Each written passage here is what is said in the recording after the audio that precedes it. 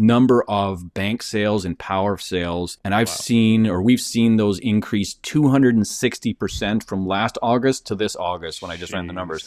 It was down to like 280 or 285 from like 390 something. And they already reduced it from 450 to that 390.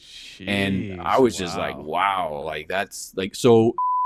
Yeah, so you're absolutely spot on. And what I've got on the screen right now is actually the historical number of listings for rentals for Calgary. And you can see that literally since around 2023, it's just gone parabolic. And we've gone from the lows for rental inventory was around 2,900 units, and now we're sat at nearly 7,200 units. So that is that's almost a tripling of the amount of rental inventory, and most of that inventory is single-family homes that people are trying to convert to a basement apartment and also the main floor. Those things are great if you are in like a cycle where there's tons of rental demand. But what happens is, because I moved to Calgary when the rental market was dead and everybody was offering those incentives that you were talking about there, this was way back in 2018. And I can tell you that nobody wanted to rent split houses like that, because who is going to pick a split house? So if you split the house like that, number one, you've got to take your rent down. So like, it just doesn't make sense.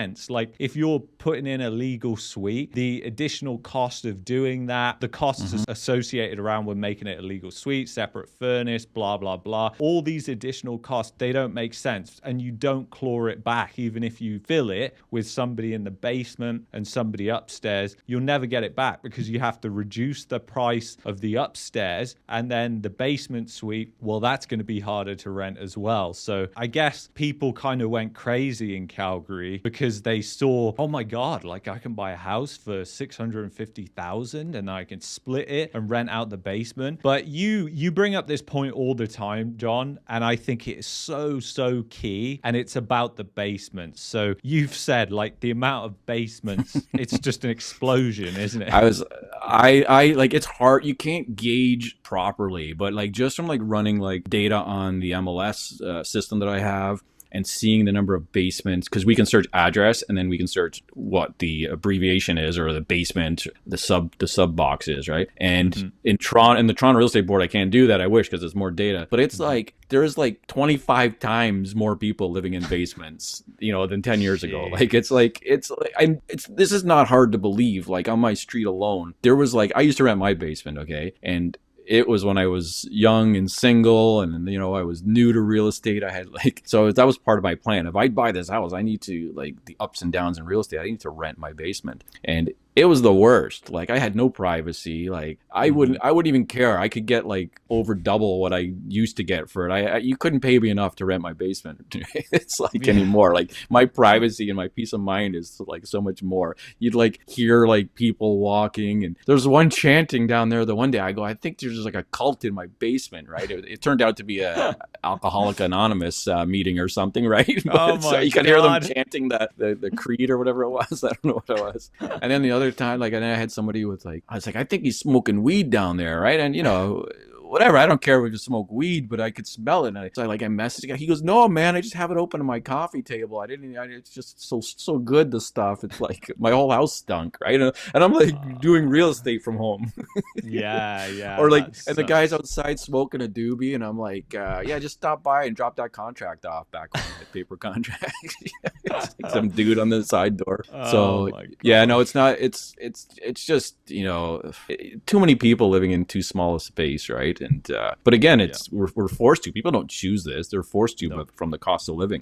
We can't continue to bring you this amazing content without the participation of our sponsors, and I want to thank Moomoo for sponsoring this video. Right now, we're living in tumultuous times. We've got central banks that are amassing huge positions in gold. You've also got interest rates that are going down, and volatility is surging across the board. With this in mind, Moomoo is an investing platform that you can use to look at insights into what is going on with market trends, charting analysis, investing comes with a significant amount of risk, and with Moomoo, you're able to help mitigate that risk with things like entry orders, hard stop losses, and other tools. Moomoo has put together an amazing deal for people that watch this channel. If you open an account with the link in the description, you can receive up to a $2,000 commission rebate that is valid for 60 days. If you make a deposit, you can receive up to $200 in stock cash coupons. This means that Moomoo is providing you your first investment fund, allowing you to invest with minimal costs. Additionally, if you transfer your assets to Moomoo, you can earn up to $2,300 in cash back or gift cards. All these rewards are stackable, and the bonuses are first come, first serve. I want to thank Moomoo for sponsoring this video. But again, it's we're forced to. People don't choose this; they're forced to from the cost of living. Totally agree. I think it's kind of indicative of how the standard of living is collapsing, because if you think about it, like a lot of people who could perhaps afford a house to rent in Calgary can now only afford a 2-bedroom apartment, because that's renting for the same price a house was a couple of years ago. Their wages haven't gone up, so they can't afford to rent the house anymore. So they're literally downgrading, which actually just means their standard of living is decreasing. They used to be able to get the house, their purchasing power is going down. Eventually, people on the other end of the scale are going from like an apartment to a basement to a room. I mean, gosh, like I know families of four. I've seen them. I don't want to say where, but they're living in a 1-bedroom apartment in a basement. Like kids, 2 kids and 2 adults. Like, and I'm like, how do they do it? It's like not even a big apartment, you know. So now it's becoming like Canada. Like, I hate to say it, like a lot of people don't see it because they've been in the market, or they've been privileged enough to grow up in the time where you could afford a house. But they're like, we are turning into like one of these third world countries where you're packing people like sardines into a small unit, right? And this was the benefit of Canada. You don't have to live like that, you know. You get space, but so you don't get space anymore. For, you know, it's brutal. It's honestly, it's not even funny like what I see. But things got to change, right? Well, yeah, exactly. Basically, it's got to revert back to fundamentals eventually. And there's no shortage of land. That's always what I say. Yeah. There is no shortage of price. It might be overpriced, but that's just due to the housing speculation. But I've got the national average price chart up now versus MOI. So what months of inventory? Yeah. Oh, okay. This chart is like, so I made this chart, and these are not linear comparisons here, but you see the months of inventory is the red line, and it's the numbers are on the side, right? So we do look back 6 months of inventory back in 2012, 2014, whatever. We always bounced around 6 months of inventory nationally. And then as you saw, and this is when the speculation started, 2014, 2015, it really took off in the major cities in Canada, cheap lending and whatever else, right? And all the mortgage fraud and whatever else was happening. And there was a lot of building going on too. So you look at, as the month of inventory comes down, you know, the price continues to go up, but we got to a point where once it crosses a certain line, and it seems to be like that 4 to 5 months, somewhere in there. So I drew a trend line in here, and right now we're at 4.2 months, and we're close to it breaking the price cycle. Right. So this is, and again, it is supply and demand, right? But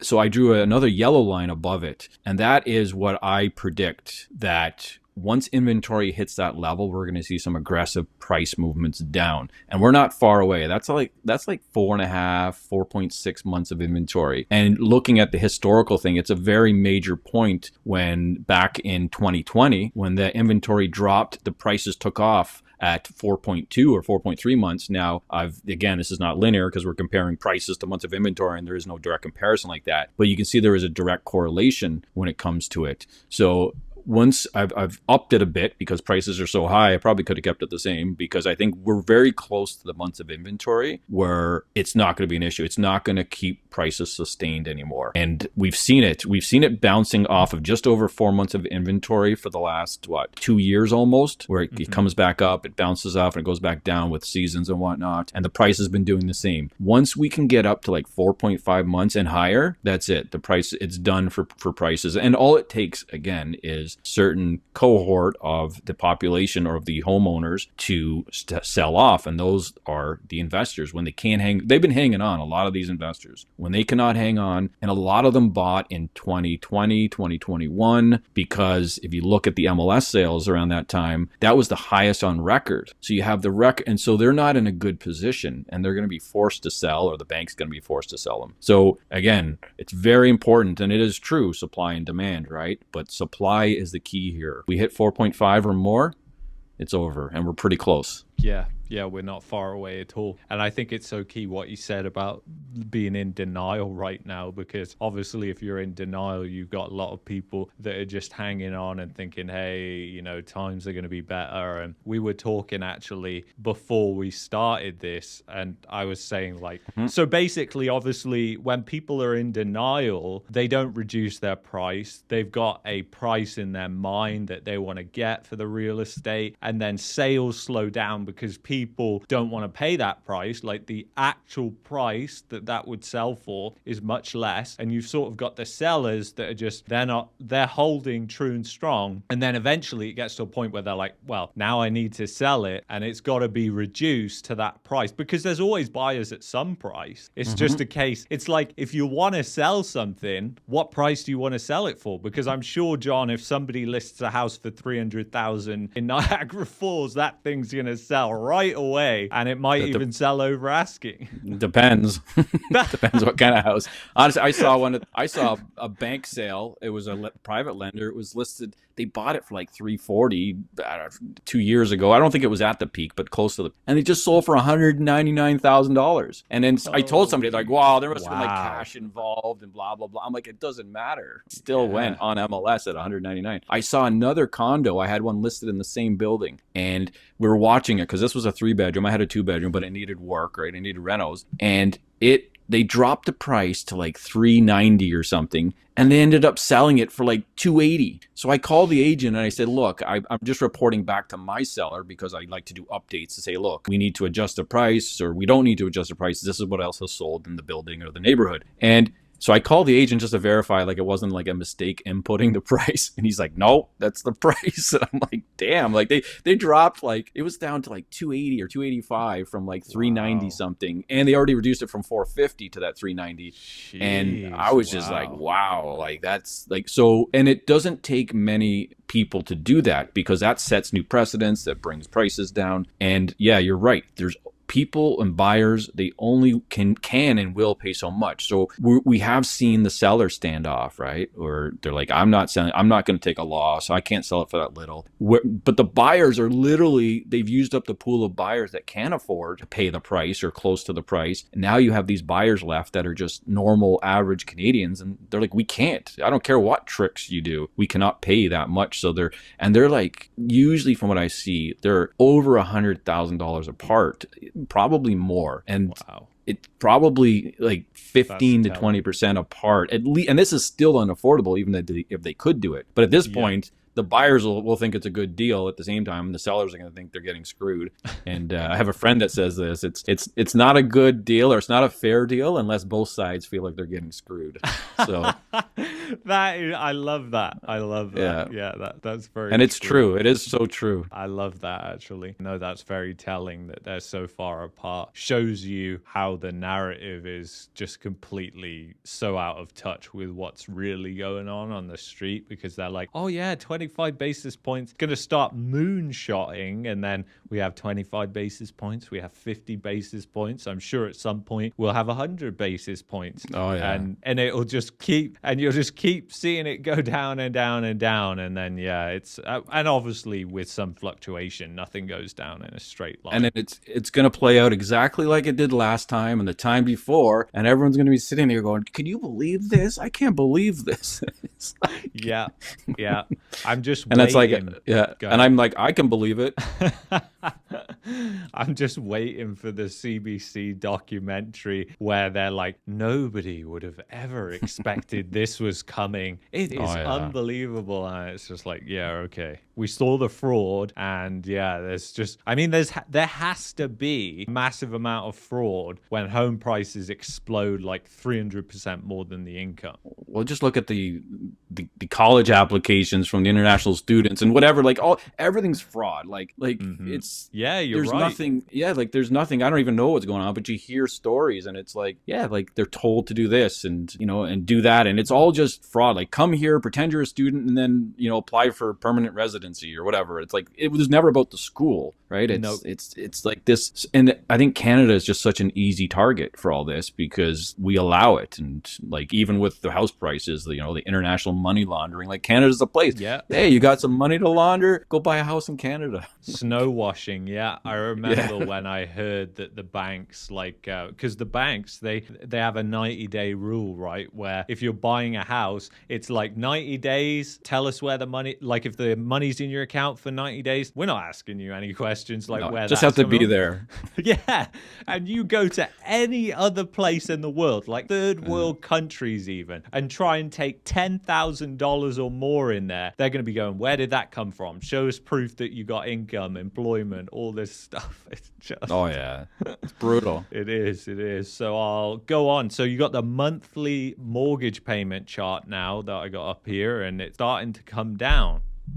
Yeah, geez. So this one, I just wanted to kind of highlight that we should be like, this is just the monthly mortgage, okay? This isn't, your property taxes and your utilities and your house insurance and your maintenance and and your maintenance fees if it's a condo. So yeah, like it's completely out of whack, of course, since 2021 or so, and then and interest rates went up, and everyone is contemplating interest rates, or so many people say, well, when interest rates come down, that's not going to make it affordable because the interest you're going to be paying on that is going to be insane, right? I drew a mean line in there of what this is. Again, this is monthly mortgage payments. This shows sustainability of what people can afford based on inflation and whatever else. Like, it's all relative, and just how out of whack we are. So in order for us to come back to a reasonable payment based on income and everything else, we're going to have to see interest rates come down, which I agree, but they can only come down so far. I'm like, the Bank of Canada can't bring them back down to where they were, but you're also going to have to see house prices come down. So yeah, we still have a long way to go. Like, we're still at the top of the lack of affordability, I should say. And so this is just kind of a perspective thing to show what it was. I did one with the interest payments too. I put it on my X, and the interest payment, the long-term average, or the 10-year average, I should say, was like $12,000 in interest in your first year of owning a house. Now it's like $30,000. So it's like, Jeez. Your first year of owning a house in Canada, you're going to pay $30,000 just in interest. Like, that's without paying anything off your house. And then it was $35,000 a few months ago. But again, long-term average was like $12,000, like, and that includes the most recent years in that average. This is not excluding it. So yeah, we have a long way to go before affordability returns. And affordability does not mean, oh, I'm just paying everything to interest. Like, that's not affordable. I paid $800,000 for this house and it's all going to interest at a low interest rate. Even no, that's just ridiculous. You need to have affordable prices and manageable rates on top of that. Yeah, and that is a hell of a long way to go down. I mean, considering where prices are already, to get down, and then obviously, like you also pointed out there, you've got people's other costs which have skyrocketed, and they ain't gonna go down. So you've also got to compensate for that a little bit. And then I just flicked it over now to the first year interest payments. Oh, that's what you were just talking about. I didn't realize I put this one in here. I thought I did, but I did include it in our charts here. So this one, yeah, this is where we went. Again, if you took the last 10 years only, I'm not even going to go back before that, but if you took the last 10 years and look at even 2020 and 2017 and stuff, it was like $7,000-8,000 in interest you were paying on having your first mortgage in the first year. It's over $30,000 in interest you're paying now. So forget about affordability. What about what's coming out of your pocket and never going back in? It's this interest, right? And prices are not going to be going up in the next few years. They're probably going to be going down, or I forecast them going down. So there's no speculation, well, at least I'm gaining equity. You're not gaining equity. You're paying it all in interest. And this is like debt slavery. So when it's, again, above that 10, I could say even $15,000 these days. Okay, maybe people are making more money, inflation, whatever the case may be, but we are 2 to 3 times higher on the interest portion than we should be, and it needs to come down, and it will come down. It's not going to go up. Like, you truly will be a debt slave for life if it stays the same or goes up from here. So again, a little perspective on,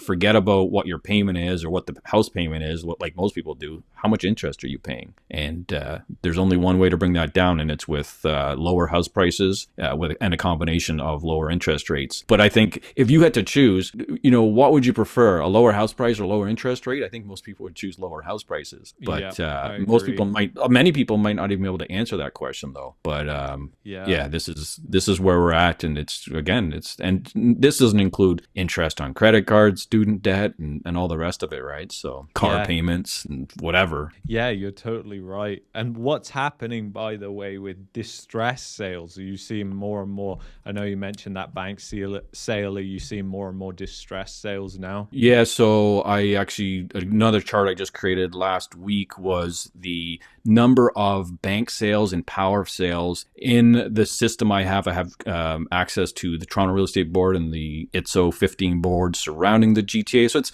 25-30% of all listings in Canada. And we've seen those increase 260% from last August to this August when I just ran the numbers. So yeah, they went from last August, let me see here, they went from around 110 to 400 now in 2024 on the Toronto Real Estate Board. So they're picking up, they're not slowing down. They're still, these are active sales. So it's not like there's only 400 bank sales in Ontario or in those areas. These are active sales. So anything that's sold, of course, it won't get shown in this data. But yeah, we're seeing a huge increase, continued upward trend in bank sales and power of sales on the MLS systems, as expected, right? That's not even a for sure thing, is it? Because it's just using the tag words. Like, that's not actual hard data that the banks are listing this many, is it? Or correct? No, yeah. I'm using a pretty comprehensive keyword search. So there's certain things like power, like the way they list them, power of sale, under power of sale, like all these, there's probably 15 different things that I use in there. And then I have to go through and pull out anyone's name that's like, has a bank in it, so. Yeah. So, and there's a few of those, and it could be any culture too. I'm like thinking like these are, British type names, and there's like foreign names, and it's crazy, but there's usually not that many. It's majority are banks and power of sales and stuff like that. Yeah, you have to search bank. A lot of big banks, a lot of private lenders, a lot of everybody.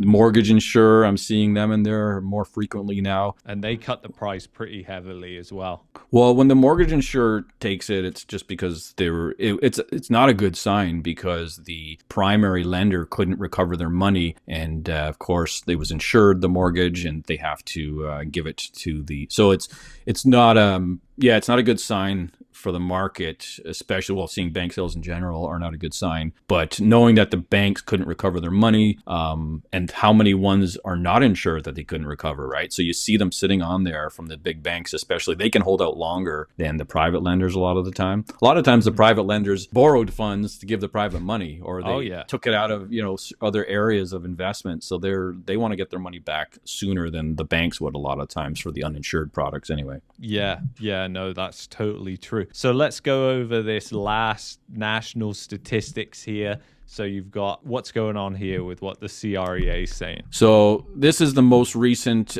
release from the Canadian Real Estate Association. And I just want to kind of put this out here and just have a quick word on it. So this is a senior economist. And again, I'm not going to badmouth the guy or whatever. He's technically part of my team here because I'm a realtor. This is a realist. But I just want to kind of just share the narrative with you. So this guy says, with another rate cut announced on July 24th, we've now seen 2 rate cuts in a row, and the expected pace of future policy easing has steepened considerably, with markets now anticipating rate cuts at every remaining Bank of Canada's decision this year. Combine that with a record amount of demand waiting in the wings, and the forecast for a rekindling of the Canadian housing activity going into 2025 has just gone from a layup to a slam dunk. So the housing, just because of these rate cuts, like the activity is just gonna, like, it's a slight, like, this is not even questioned. And he may be right. And let me tell you, I'm not gonna diss the guy. He may be right, because I have a lot of buyers that are waiting for like these houses in the $450,000 price range.